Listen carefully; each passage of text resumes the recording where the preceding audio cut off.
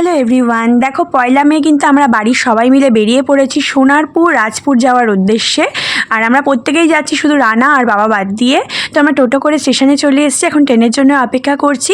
আমরা প্রত্যেকে কিন্তু যাব ট্রেনে করে, প্রথমে শিয়ালদা, দেন ট্রেনে করে আবার যাব সোনারপুর।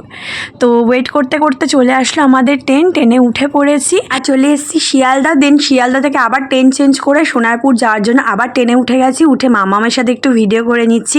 মামাম তো মিচকে মিচকে হাসছে আর চোখে দেখছে।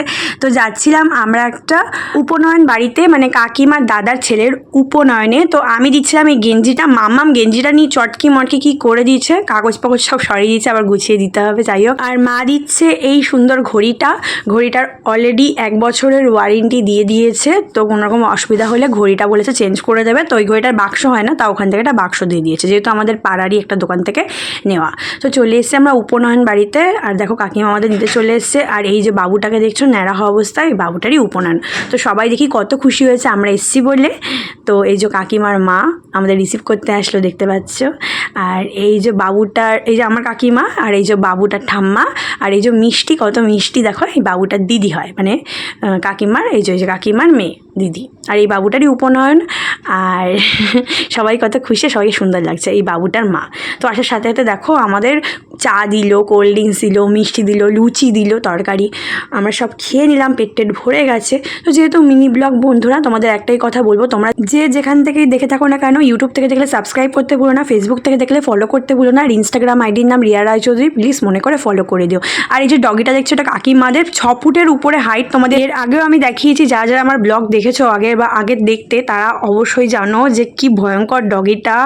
তো মানে ও যদি একবার কারো গায়ের উপর পড়ে, তাহলে একদম চেপে ধরে রাখে, তাকে ছাড়ে না। লোক দেখে বেশি চিল্লাচ্ছ তুমি। চুপ চুপ চুপ, ঠিক আছে।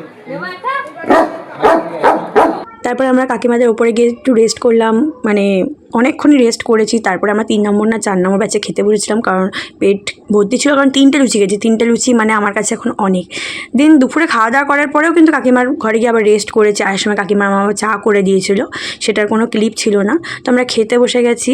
আর মামাম খেতে বসার আগে একটুখানি খেলা করছিল, মানে যতক্ষণে খাবার আসলো ততক্ষণে। আর মেনুতে ছিল অনেক কিছু, মানে মাছ মাংস, মানে চিকেন ছিল, ডাল ছিল, মানে যা থাকে সব রকমই, দই মিষ্টি সন্দেশ, খুবই ভালো খাওয়া দাওয়া হয়েছে।